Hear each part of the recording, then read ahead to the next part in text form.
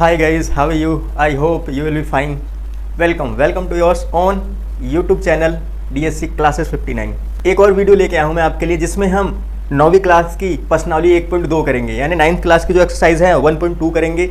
इस तो स्क्रीन पे आके क्वेश्चन है, फटाफट इसको रीड करो। नीचे दिए गए कथन सत्य है या असत्य, कारण के साथ उत्तर दीजिए। ठीक है, तो फर्स्ट क्वेश्चन में क्या बोल रहा है वो कि हमें बताना है कि सही है या गलत। अगर सही है तो क्या रीजन है, गलत है तो क्या रीजन है। सेम ऐसे ही state whether following statement are true और फॉल्स, जस्टिफाई योर आंसर।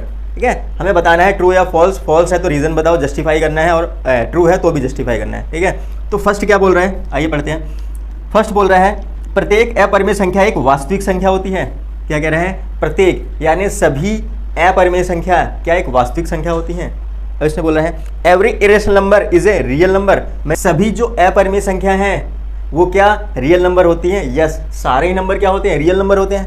ठीक है, क्योंकि रियल नंबर हमारे रैशनल और इरेशनल से मिलके बनते हैं। ठीक है, तो क्या है इसका आंसर, क्या है, ये ट्रू है। ठीक है, इसका आंसर ये क्या है, ट्रू है, यानी सत्य है। अब रीजन क्या होगा सत्य है तो, ये कहता है क्योंकि irrational number is a part of rational number. ठीक है, because irrational number is a part of real number। ठीक है, क्योंकि irrational नंबर क्या है, पार्ट है किसका, रियल नंबर का। क्योंकि अपरिमेय संख्या वास्तविक संख्या का एक भाग है। आइए सेकंड में चलते हैं। सेकंड देखते हैं क्या कहता है ये। हिंदी में देखो पहले, संख्या रेखा का प्रत्येक बिंदु √m के रूप का होता है जहां m एक प्राकर संख्या है। ठीक है, यहाँ m लिख दिया। कह रहा है कि क्या m एक प्राकर संख्या है। अब इंग्लिश में देखते हैं। ये कहता है every point on the number line is of form of m where m is a natural number. ठीक है, तो कह रहे हैं कि अगर हम नंबर लाइन पे इसको ड्रॉ करते हैं किसी भी √रूट की वैल्यू को, तो क्या वो हमेशा नेचुरल नंबर होता है। ठीक है, तो इसमें देखो सबसे पहले तो इसका रीजन आंसर लिख दो, ये क्या है, फॉल्स है, यानी असत्य है। अब मैं बताता हूँ आपको असत्य क्यों है। ठीक है, यानी फॉल्स क्यों है। देखो ये कह रहा है कि अगर हम नंबर लाइन पे √रूट की वैल्यूज को अगर हम ड्रॉ कर रहे हैं तो क्या वो हमेशा एक नेचुरल नंबर ही रहेगा। तो आप ये बताओ, नंबर लाइन पे क्या सिर्फ हम इरेशनल नंबर को ही ड्रॉ कर सकते हैं, हम तो किसी भी नंबर को, माइनस के डिजिट को भी हम क्या कर सकते हैं, ड्रॉ कर सकते हैं, फ्रैक्शन के डिजिट को भी ड्रॉ कर सकते हैं। समझ आ रहा है। तो इसका मतलब क्या है, ये कह रहा है सिर्फ नेचुरल नंबर कि m हमेशा क्या है, या तो 1 हो, या तो 2, या तो 3, या तो 4, ये सब वैल्यूज हो। समझ आ रहा है। लेकिन m क्या है, माइनस की वैल्यू भी तो हो सकती है, फ्रैक्शन की भी तो हो सकती है। ठीक है, समझ आ रहा है, तो इसलिए फॉल्स है ये। समझ आ रहा है। तो रीजन क्या दोगे, ये एग्जांपल दे दोगे, because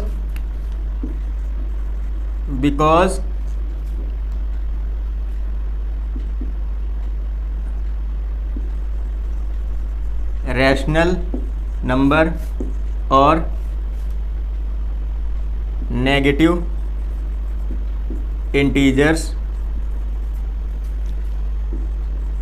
are also draw on number line. ठीक है, तो ये कह रहा है फॉल्स है। क्यों, क्योंकि हम रैशनल नंबर को और नेगेटिव इंटीजर्स को भी हम क्या ड्रॉ कर सकते हैं। जरूर थोड़ा है कि जो m है हमेशा नेचुरल नंबर ही रहेगा। समझ आ रहा है। वो तो क्या हो सकता है, नेगेटिव की वैल्यू भी हो सकती है और कोई अपॉन की फ्रैक्शन की वैल्यू भी हो सकती है। ठीक है, तो यहाँ पे लिखोगे क्योंकि हम संख्या रेखा पर ऋणात्मक पूर्णांक एवं परिमेय संख्या को लिख सकते हैं या दर्शा सकते हैं। ठीक है, तो अंडर रूट में क्या है, हम 1/2 भी तो ड्रॉ कर सकते हैं। समझ आ रहा है। तो इसने कहा है कि क्या है, सिर्फ वो नेचुरल नंबर होना चाहिए। तो ये नेचुरल नंबर नहीं है, लेकिन इसको हम ड्रॉ तो कर सकते हैं ना। समझ आ रहा है? आ जाओ थर्ड पे। थर्ड पे देखो क्या बोलता है ये। प्रत्येक वास्तविक संख्या एक अपरिमेय संख्या होती है। ठीक है, प्रत्येक वास्तविक संख्या, ये कह रहा है कि जितनी भी वास्तविक संख्याएं होती हैं क्या वो इरेशनल होती हैं। तो ये तो भाई साहब भी गलत बोल रहा है। ठीक है, देखो every real number is an irrational number. इसका मतलब क्या है, ये है फॉल्स, यानी असत्य। ठीक है, तो इसने क्या कहा है कि सभी वास्तविक संख्याएं क्या इरेशनल होती हैं। देखो वास्तविक संख्याएं यानी रियल नंबर तो हमारे क्या क्या हो जाते हैं, 1b 2b अपॉन में भी माइनस, ये सब क्या है, रियल नंबर है। लेकिन क्या है, ये इरेशनल थोड़ी ना है। समझ आ रहा है? तो फॉल्स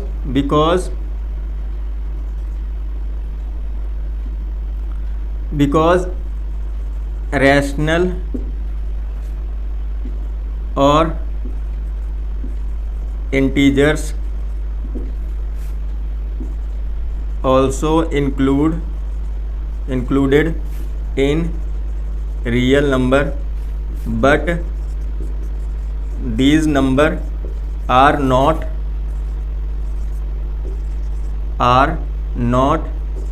a irrational।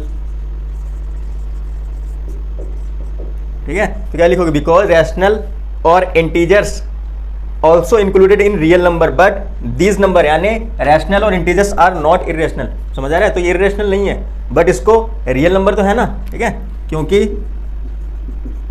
देखो इसमें तुम रीजन अपनी तरफ से भी लिख सकते हो, ऐसा नहीं कि एग्जैक्टली मेरा ही वाला लिखोगे। ठीक है, क्योंकि पूर्णांक एवं परिमेय संख्या वास्तविक संख्या होती हैं लेकिन अपरिमेय संख्या नहीं।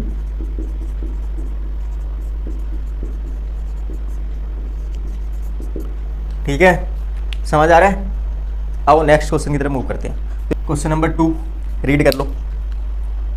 देखो, क्या सभी धनात्मक पूर्णांकों के वर्गमूल अपरिमेय संख्या होते हैं? यदि नहीं तो एक ऐसी संख्या के वर्गमूल का उदाहरण दीजिए जो परिमेय संख्या हो। ठीक है, अब ये क्या बोल रहा है, are the square root of all positive integers is irrational if not given example of square root of number which are irrational. अब देखो इसने क्या पूछा है, क्वेश्चन को समझने की कोशिश करो। ये क्या कह रहे हैं कि क्या अंडर रूट की सारी वैल्यू क्या इरेशनल होती है। मैंने आपको बताया था इरेशनल नंबर क्या होते हैं, इरेशनल नंबर क्या होते हैं, जो वैल्यू क्या होती है अंडर रूट में होती है। ठीक है, मैंने बताया था वो क्या है, इरेशनल। तो वो भी यही बोल रहा है कि क्या अंडर रूट की सारी वैल्यू इरेशनल होती है। ठीक है, यहाँ तक समझ आया क्वेश्चन। अब देखो मैंने आपको बताया था कि इरेशनल अंडर रूट की सारी वैल्यू इरेशनल होती है but except perfect square number. समझ आ रहा है? एक्सेप्ट परफेक्ट स्क्वायर नंबर, यानी जिसके पेयर बन सके। ठीक है, पूरे आपने 8th में पढ़ा होगा, जिसके पूरे पेयर बन जाते हो परफेक्ट स्क्वायर नंबर होता है।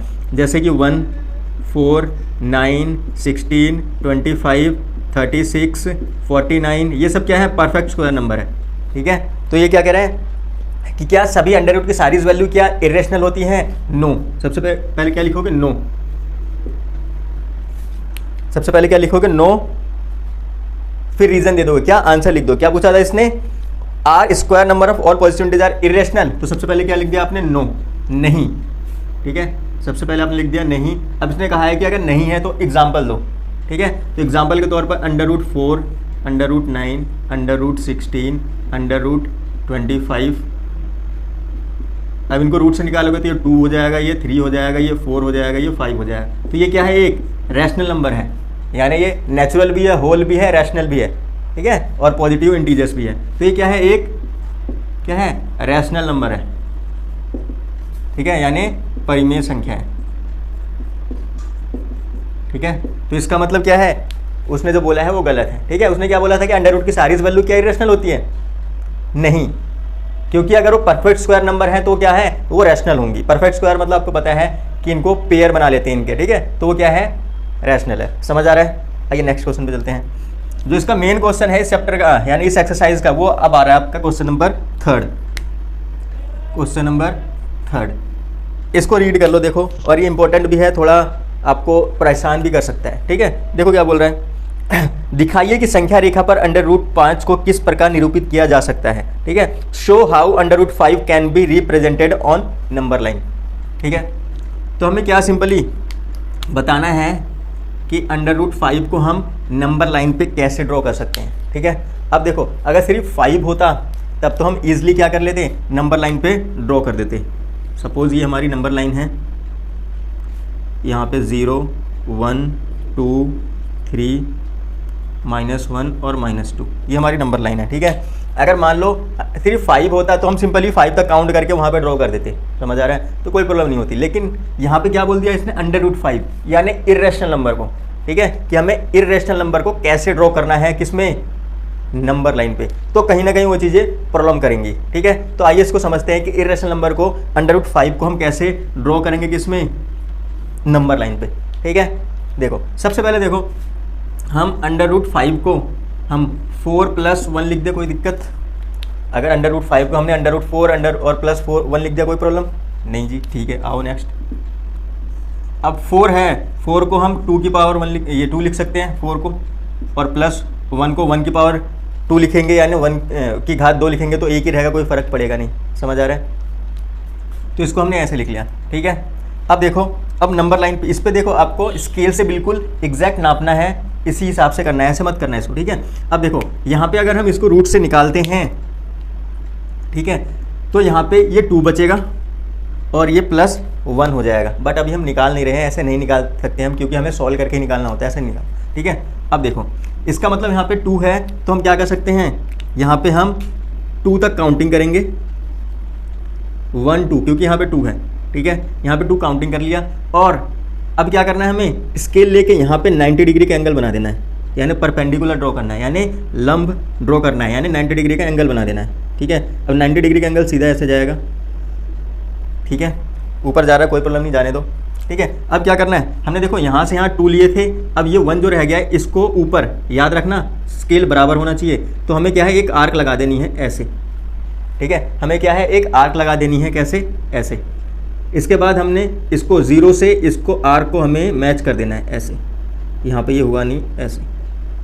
ठीक है, इसको यहाँ पे 0 से मैच कर देना है। ठीक है, कर दिया। अब क्या करना है, आपको यहाँ पे कंपास रखना है, यानी प्रकार की नोक रखनी है, यहाँ तक मुंह खोलना है और इसको ऐसे ऐसे ड्रॉ कर देना है। ठीक है, तो ये जो हमारी लाइन होगी ये क्या होगी, √5। समझ आ रहा है। ठीक है, अभी तो आपने ये थ्योरेटिकल समझा, अब मैं बता रहा हूँ प्रैक्टिकल कैसे है। ठीक है, मान लो इसको हम नाम दे देते हैं, एक इसको दे दिया हमने A, इसको दे दिया B, इसको नाम दे दिया C। आपने PGT सुना होगा, पाइथागोरस थ्योरम। ठीक है, PGT थ्योरम सुनिए, यानी पाइथागोरस थ्योरम। अब देखो हमने कैसे किया। ठीक है, देखो अब मान लो ये क्या है, एक राइट एंगल ट्रायंगल है, ये क्या है, एक राइट एंगल ट्रायंगल है, ऐसे है। ठीक है, समझ आ रहा है, ये क्या है, एक राइट एंगल ट्रायंगल है। ये होता है हमारा बेस यानी आधार, ये होता है हमारा परपेंडिकुलर यानी लंब, और ये होता है हमारा हाइपोटेन्यूज यानी कर्ण।